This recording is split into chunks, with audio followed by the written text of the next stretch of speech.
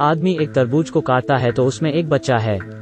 आदमी इसे देख हैरान है। इतना ही नहीं, उसने नीचे मछली की दुकान पर देखा, वहाँ पर भी उसे बच्चा दिखाई दे रहा है। यह जोड़ा बांझपन का इलाज ढूंढ रहा है।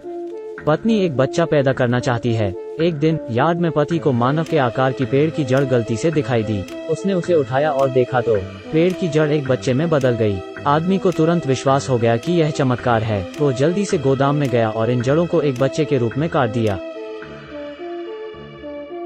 और पत्नी को दिखाया। जड़ें एक जीवित बच्चे की तरह दिखती हैं, इसलिए पत्नी ने उसे अपने गले से लगा लिया और ध्यान से जड़ों को मेज पर रख दिया। उस पर एक बच्चे की टोपी भी पहना दी और एक बच्चे की तरह कपड़े भी पहनाए। फिर वो पेड़ की जड़ों के साथ नीचे चली गई। उसके पति अभी घर आए हैं। उसने अपनी पत्नी के हाथ से जड़ ली और उसे मेज पर रख उसके कपड़े उतार दिए। वो अपनी पत्नी को बताता है कि यह बस एक जड़ है और एक बच्चा नहीं है। अपनी पत्नी की दिमागी हालत देख उसे अपनी पत्नी से कहा कि जड़ों को कोठरी में छुपा देना चाहिए। वो हर सप्ताहांत में जड़ों को देखने आएंगे। पत्नी इस बात पर सहमत हो जाती है। मकान मालकिन नरू उनके घर आती है और उसकी पत्नी के गर्भवती होने की बधाई देती है। आदमी थोड़ा हैरान है। घर आने पर आदमी को पता चलता है कि पत्नी जड़ों को अपना बच्चा मान रही है। हालांकि मकान मालकिन द्वारा भी यह सब देखा जाता है। कुछ ही समय बाद वो दोनों जड़ों को घर ले आते हैं। औरत पहले पानी के तापमान की जांच करती है और फिर जड़ों को ध्यान से टब में नहलाती है। उसने उसके बालों को साबुन से भी धोया। धोने के बाद उसे साफ भी किया। उसके नाखूनों को भी काटा जाता है। क्या यहाँ उंगलियों और नाखूनों को अलग किया जा सकता है? यह देखने में बहुत अजीब लगता है और डरावना भी। उसके पति घर आए तो यह दृश्यों ने उसे चौंका दिया। पत्नी वास्तव में पेड़ की जड़ों को दूध पिला रही है। आदमी अब इसे बर्दाश्त नहीं कर सकता। उसने कुल्हाड़ी ली और पेड़ की जड़ों को काटने वाला था, लेकिन उनकी पत्नी ने उसे रोक दिया था। जड़ों को एक बच्चे के रूप में दिखाया जा रहा है। आदमी अपनी पत्नी की इस हालत को नहीं देख सकता। पत्नी रो रही है। वो रुक जाता है ताकि उसे परेशान न हो। आदमी के पास कुल्हाड़ी गिराने के अलावा कोई चारा नहीं है। पत्नी को जड़ों से दूर ले जाने मुश्किल है। उसके बाद पत्नी उसे बच्चे की तरह पालती है और चावल भी खिलाती है। जड़ अभी एक बच्चा है। वो भोजन भी खाता है, यहाँ तक बाल भी खा जाता है। आदमी पत्नी के बाल चाकू से काट देता है। यह बच्चा नहीं है, यह एक राक्षस है। एक दिन पत्नी खरीदारी के लिए आती है। उसने जड़ों को बाहर छोड़ दिया है। पड़ोसी शियाओमी अभी अभी स्कूल से घर आई है। वो दरवाजे पर जड़ों को देखती है। वो उसे अच्छे से देखना चाहती है, इसलिए उसने उत्सुकता से उसके मोजे उतार दिए। अप्रत्याशित रूप से जड़ें उसकी उंगलियों को कसकर लपेटने लगती हैं। शियाओमी डर कर भाग जाती है। घर लौटने के बाद लड़की जड़ों के बारे में किताब को पढ़ने लगती है और पाती है कि जैसे जैसे जड़ बढ़ेगी उसे और अधिक भूख लगेगी और फिर वो इंसान खाने लगेगी। काफी समय बाद जब पति पत्नी कमरे में दाखिल हुए, जड़ का बच्चा पहले से ही एक बदमाश बन गया है। इतना ही नहीं, जब एक डाकिये द्वारा एक पत्र लाया जाता है, वो उस जड़ का भोजन बन जाता है। वो देखते हैं कि घर में बस डाकिये का सामान था।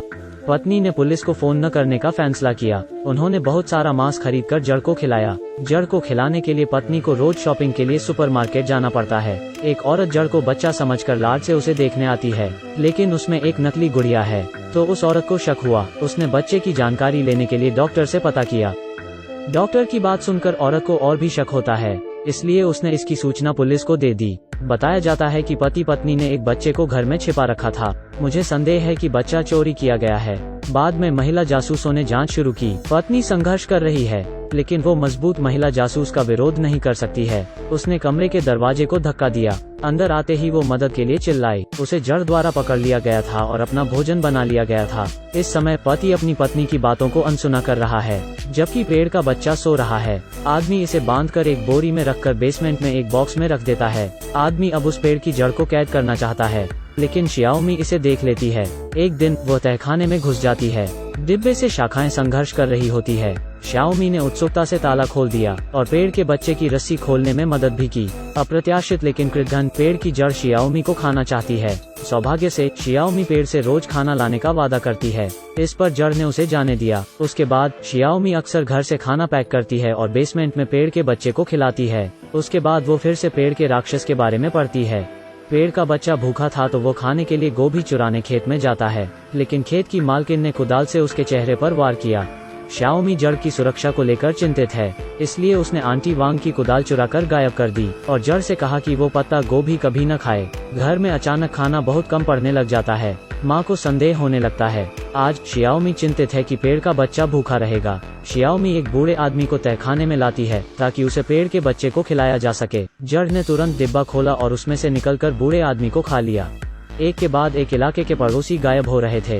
पुलिस ने सार्वजनिक प्रदर्शनी की जांच की लेकिन कुछ नहीं मिला। आदमी ने अब सख्त होने का फैसला किया।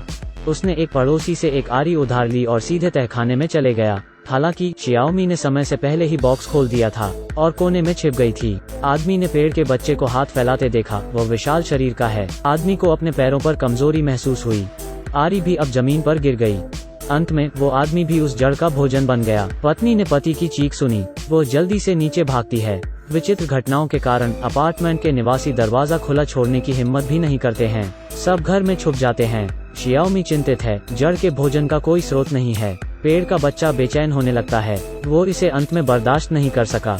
उसने तहखाने से अपने पंजे फैलाए और खेत की सारी पत्ता गोभी चुरा ली और इसे हड़बड़ी में खाने लगा। बूढ़ी औरत गुस्से में यह सब देखती है। गुस्से में वो कुदाल उठती है और सीधे तहखाने में जाती है। अंत में जैसा कि कहानी कहती है, क्या वैसा होता है? हालांकि परियों की कहानियों में कहानियां झूठी हो सकती हैं, लेकिन यह हमें जो सिखाता है वह सच है।